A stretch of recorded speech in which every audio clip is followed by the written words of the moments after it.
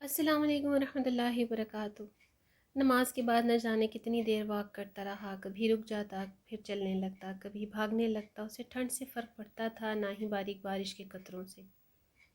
آنکھیں نہیں، جیسے دل اور وجود بھی بے حس ہوتا جا رہا تھا۔ وہ بھاگتا رہا اور چلتا رہا، مگر اندر کا اضطراب کسی طرح کم ہونے کا نام بھی نہیں لے رہا تھا۔ کچھ یادیں تھیں جو اس کے ساتھ ساتھ چل رہی تھیں، کچھ آوازیں تھیں جو مسلسل جس کے تعاقب میں اس کی طرف دوڑی چلی آ رہی تھی۔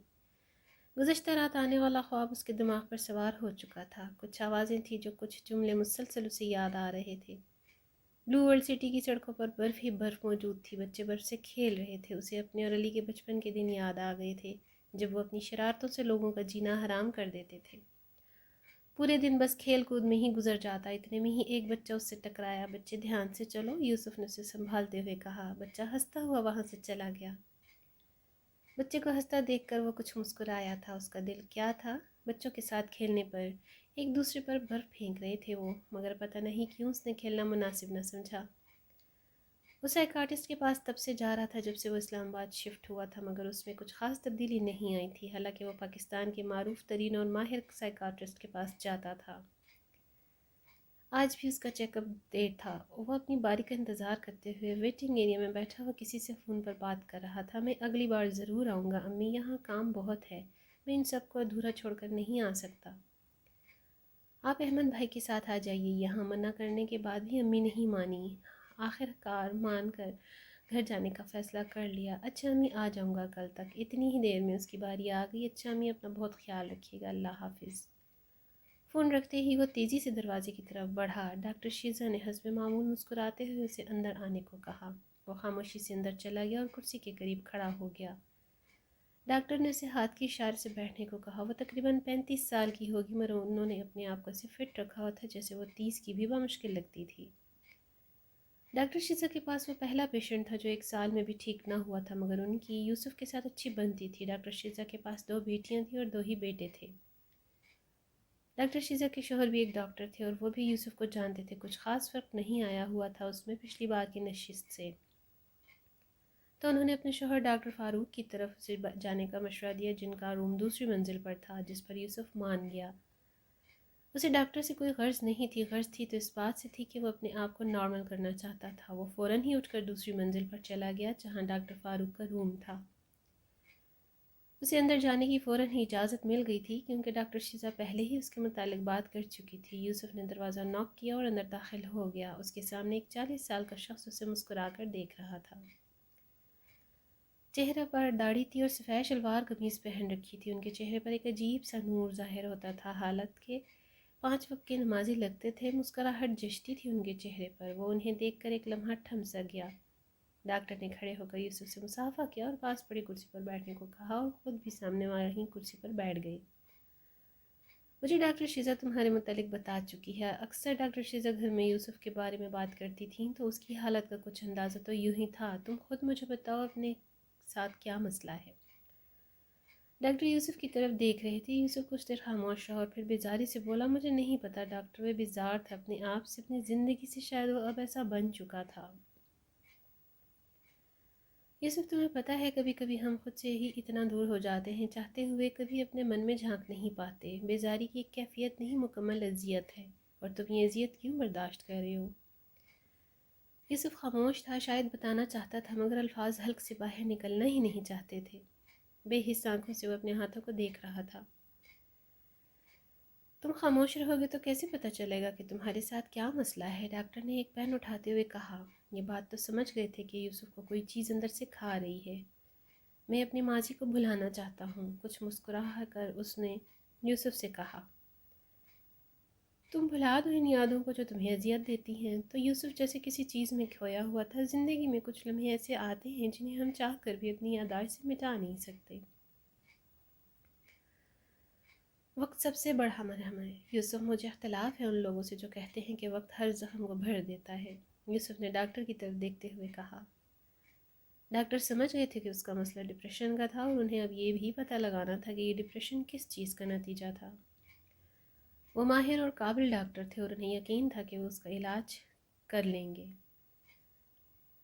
ڈاکٹر نے پین سے کاغذ پر کچھ لکھ دیا۔ ڈاکٹر صاحبہ آپ کے خواب کے متعلق بھی کچھ بتا رہی تھی، تو آپ مجھے تفصیل سے بتائیں کہ آپ کو خواب میں کیا آتا ہے؟ ڈاکٹر نے مطمئن سے انداز میں کہا۔ وہ میرے خواب میں رات کا وقت ہے، چاندنی رات، ایک لڑکی کی چیخیں آتی ہیں جو مدد کے لیے پکار رہی ہوتی ہے مجھے۔ یوسف خاموش ہو گیا۔ یوسف کو سانس آنا کم ہو جاتا تھا جب بھی وہ اس خواب میں گم ہو جاتا۔ یہ خواب کو یاد کرتا؟ یوسف نے تیزی سے پوچھے بغیر ہی سامنے پڑی ٹیبل سے پانی کا گلاس اٹھا کر ایک ہی سانس میں پی لیا۔ یوسف ریلیکس ہو جائے آپ، ڈاکٹر نے اس کی حالت کے مد نظر کہا۔ کچھ دیر بعد ڈاکٹر نے پوچھا، یہ خواب کب سے آ رہا ہے؟ پچھلے 3 سالوں سے۔ یوسف کو جیسے تاریخیں رٹی ہوئی تھیں۔ آپ کے ساتھ کچھ ہوا تھا پچھلے 4 سالوں میں؟ یوسف نے ایک نظر ڈاکٹر کو دیکھا اور پھر الجھے ہوئے انداز میں کہا، مجھے نہیں یاد۔ اوکے یوسف صاحب، آپ سے اب اگلے ہفتے ملاقات ہوگی، ہاتھ سے مصافحہ کرتے ہوئے ڈاکٹر نے کہا اور ایک پرچی اسے دے دی۔ وہاں سے پرچی ہاتھ میں لیے اپنے فلیٹ کی طرف نکل پڑا۔ راستے میں ٹھنڈی ہوائیں چل رہی تھیں کہ گھر کے پاس پہنچتے ہی اسے ڈاکٹر شیزا کا فون آیا۔ اس نے کال ریسیو کی اور سیل کان کے ساتھ لگایا۔ السلام علیکم ڈاکٹر۔ وعلیکم السلام۔ اور سنا کیسے رہا چیک اپ؟ بڑے پرجوش انداز میں وہ پوچھ رہی تھی۔ یوسف نے بے دلی سے کہا، اچھا تھا۔ یوسف ان کے لیے چھوٹے بھائیوں جیسا تھا، اس وجہ سے کبھی کبھی اس کی خیریت کے لیے فون کر دیتی تھی۔ یوسف کو بھی ان سے بات کر کے اچھا لگتا تھا، تو اس وجہ سے ان کی کال کٹ نہیں کرتا تھا۔ چیک اپ کی بات کر کے انہوں نے کال رکھ دی۔ ان سے بات کرتے ہوئے گھر سے بہت دور آ گیا تھا۔ مغرب ہونے لگی تھی اور پرندے اپنے گھروں کو لوٹ رہے تھے۔ سورج بھی غروب ہو رہا تھا اور پاس پڑی برف سورج کی روشنی سے پگھل کر پانی بن کر زمین کے کچھ حصوں پر موجود تھی۔ خزاں کے سوکھے پتے ہوا کے ساتھ چل رہے تھے۔ پاس ہی ایک چھوٹا سا باغ تھا، تو وہ کچھ دیر کے لیے چھوٹے سے باغ میں چلا گیا جہاں ایک لکڑی کی بینچ پر بیٹھ گیا۔ سر آسمان کی طرف اٹھا لیا جہاں سے اڑتے ہوئے پرندے اسے نظر آ رہے تھے۔ ایک ماضی کی یاد کا جھونکا اسے اپنے ساتھ لے گیا۔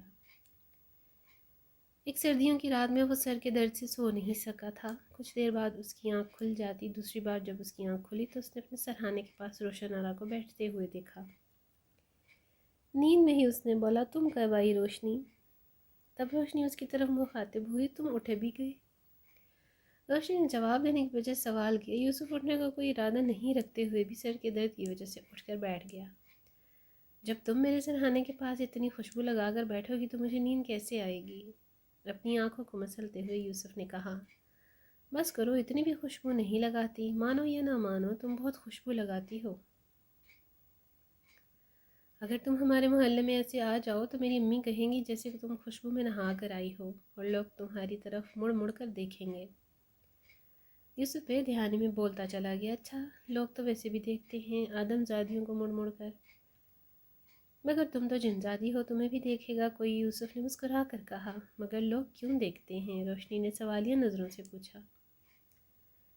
یوسف کی آنکھوں سے صاف پتہ چل رہا تھا کہ اس نے سمجھانے والے انداز میں کہا، مگر کچھ لوگ نہیں دیکھتے آدم زادیوں کو بھی، سمجھ آئی؟ سب لوگ الگ ہوتے ہیں، کیا فرق پڑتا ہے؟ روشنی دھیمی آواز میں بولی اور پھر مسکراتے ہوئے وہاں سے اٹھ گئی۔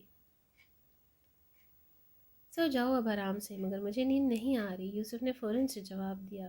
اب تو میں بستر سے بھی اٹھ گئی، اب نہیں آتی خوشبو تمہیں، سو جاؤ۔ روشنی نے ایک ہاتھ کمر پر رکھ کر کہا، میں مذاق کر رہا تھا، وہ تو سر میں میرے درد ہے، تمہارے پاس پین کلر ہے کیا؟ یوسف نے اپنے سر پر ہاتھ رکھتے کہا، تمہیں برا تو نہیں لگے گا اگر میں تمہارا سر دباؤں؟ یوسف کو اس کی بات پر حیرت ہوئی، تم اور میرا سر دباؤ گی؟ میں خواب تو نہیں دیکھ رہا۔ یوسف اس کا مذاق اڑا رہا تھا، تو اس میں کوئی بڑی بات نہیں، روشنی نے اس سے کہا اور خود ہی شرمندہ سی ہو گئی اپنی پیشکش پر۔ جی دبا دو میرا سر، مگر گلا نہ دبا دینا، آگ لگانے والی مسکراہٹ سے یوسف نے کہا۔ جاؤ، اب نہیں دبا رہی میں، وہاں سے جاتے ہوئے روشنی نے کہا۔ اچھا سنو، اگر گلا بھی دبا دو گی تو بھی کچھ نہیں کہوں گا۔ اسے چھیڑنے کے انداز میں یوسف کو مزہ آ رہا تھا۔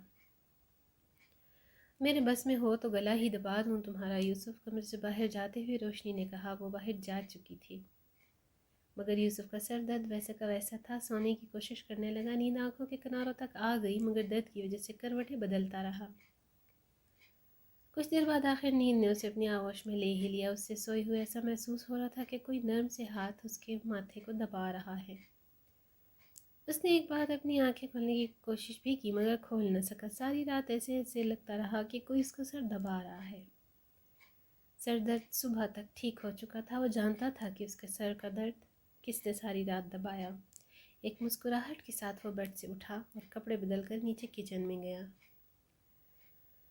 کچن میں روشنی بھی موجود تھی جو بڑے سے لکے سے ٹرے کو رکھ رہی تھی۔ یوسف اس کے قدموں سے چاپ سنتے ہوئے کچھ قدم کے فاصلے پر کھڑا ہو گیا۔ شکریہ تمہارا، یوسف نے مسکرا کر کہا۔ کس چیز کے لیے؟ روشنی اسے بولی جیسے کچھ جانتی نہ ہو، بالوں کو ایک جوڑے کی مانند۔ سورج کی روشنی سیدھا اس کے چہرے پر پڑ رہی تھی، اس کے ہلکے گلابی گال جو سورج کی روشنی میں چمک رہے تھے، ایک چھوٹی سی ناک اور زندگی سے بھرپور آنکھیں جس پر لمبی لمبی پلکیں جو کسی کو بھی دیوانہ بنا سکتی تھیں۔ وہ کچھ دیر اسے یوں ہی دیکھتا رہا، اور جب اسے احساس ہوا تو اس نے اپنی آنکھوں کا رخ بدل لیا اور سامنے پڑی ٹرے اٹھا کر ٹیبل پر رکھی۔ کسی چیز کے لیے نہیں، ویسے ہی دل کیا جو تم میرے لیے روز کھانا لاتی ہو اس لیے۔ اچھا، اس کی کوئی ضرورت نہیں۔ روشنی سلیب کے پاس کھڑی کھڑی بولی، میرے ساتھ آج ناشتہ کرو۔ یوسف مانی خیز مسکراہٹ سے بولا، یہ تم میرے سے پوچھ رہے ہو یا بتا رہے ہو؟ روشنی کچھ سوالیہ انداز میں بولی، اچھا مذاق کر رہا تھا۔ آؤ چلو ساتھ کرتے ہیں ناشتہ۔ ایک بریڈ کا سلائس یوسف نے اس کی طرف بڑھایا، پاس ہی دوسری کرسی پر وہ بیٹھ گئی۔ نہیں نا، خود لے سکتی ہو، تم ہی رکھ دو۔ حد ہے، ایک تو بندے نے اتنے خلوص سے دیا اور تم نے کیسے انکار کر دیا؟ تمہیں پتہ ہی ہے یوسف، بریڈ کا سلائس نکالتے ہوئے روشنی نے کہا۔ کیا چیز؟ یوسف نے اسے دیکھتے ہوئے کہا۔ انسان اور شیطان دونوں ہی سے ہم اللہ کی پناہ مانگتے ہیں۔ ہماری دنیا میں شیطان سے بھی زیادہ خطرناک انسان کو سمجھا جاتا ہے۔ اچھا، اور وہ کیوں؟ یوسف نے حیرانگی سے پوچھا۔ کیونکہ تم لوگ دھوکہ دیتے ہو، یا تو جنات انسان کے ہاتھوں مارے جاتے ہیں یا انسان انہیں غلام بنا لیتے ہیں۔ بچپن سے ہی ہمیں انسانوں سے دور رہنے کی تلقین کی جاتی ہے۔ بریڈ کا سلائس ہاتھ میں پکڑے وہ بولی جا رہی تھی، مگر تم نے تو اس تلقین کو نہیں مانا۔ یوسف اب انڈے کو توڑنے کی کوشش کرتے ہوئے بولا، میری ہی طرح کے کچھ جنات اس تلقین کی پرواہ نہیں کرتے۔ کچھ جنات کو آدم زادیوں کے حسن کی کشش ویرانوں سے آبادیوں کی طرف لے آتی ہے، اور کچھ میری طرح ان جیسی حویلی میں کچھ وقت اپنی دنیا سے کٹ کر گزارتے ہیں۔ میں نے بہت سے ایسے عبرتناک قصے سن رکھے ہیں جب انسانوں کو پریشان کرتے ہیں جن، اور ان کا انجام بہت برا ہوتا ہے۔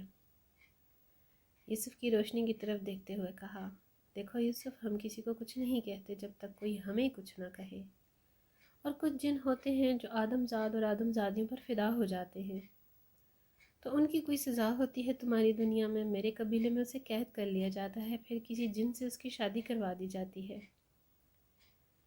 اگر کوئی سردار کی بیٹی کرے تو شاید اس کی طاقتیں لے لی جائیں۔ اچھا چھوڑو، کیا باتیں لے کر بیٹھ گئی ہو؟ یوسف نے کہا، سچ میں یہی سزا ہے ہمارے ہاں۔ اچھا چلو ناشتہ تو کرو، بڑی فکر ہو رہی ہے آج۔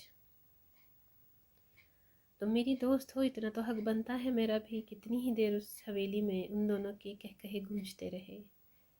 ایک ہوا کا جھونکا اسے ماضی کی یاد اسے حال میں لے آیا۔ مغرب سے کب رات ہوئی اسے پتہ ہی نہ چلا۔ اس کی گردن اکڑ سی گئی تھی۔ اس نے اپنی گردن کو دباتے ہوئے ہاتھ میں پکڑے موبائل سے ٹائم دیکھا تو 9 بج رہے تھے۔ سارے شہر کو اندھیرے اور دھند نے گھیر رکھا تھا۔